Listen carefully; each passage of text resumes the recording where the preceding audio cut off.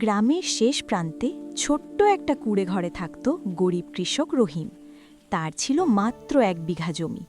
সেই জমিতেই সে সারা বছরের ভরসা খুঁজত। বীজ কেনার জন্য সে ধার নিয়েছিল, সার কিনতে নিজের স্ত্রীর একমাত্র সোনার নাকফুলটাও বিক্রি করেছিল। প্রতিদিন ভোরে রহিম জমিতে যেত। গাছগুলো বড় হতে দেখে তার চোখে স্বপ্ন জাগত। সে ভাবত, এই ফসল বিক্রি করে ঋণ শোধ করব, ছেলেকে নতুন জামা কিনে দেব আর ঘরে ভালো করে খাবার আনব। অবশেষে ফসল কাটার সময় এলো।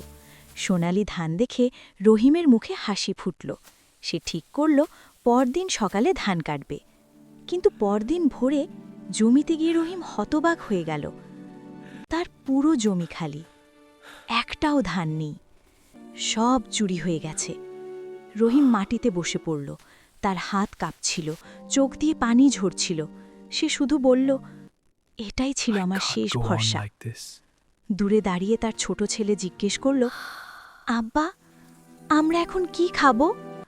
রহিম আকাশের দিকে তাকালো। চোখ ভেজা, কিন্তু মুখে একটুখানি দৃঢ়তা। সে ছেলেকে বুকে টেনে নিয়ে বলল, আমরা আবার শুরু করব, কারণ কৃষক কখনো হার মানে না। সেদিন রহিমের জমি খালি ছিল, কিন্তু তার মন ভেঙে যায়নি, কারণ সে জানত মাটি তাকে আবারও বাঁচার সুযোগ দেবে।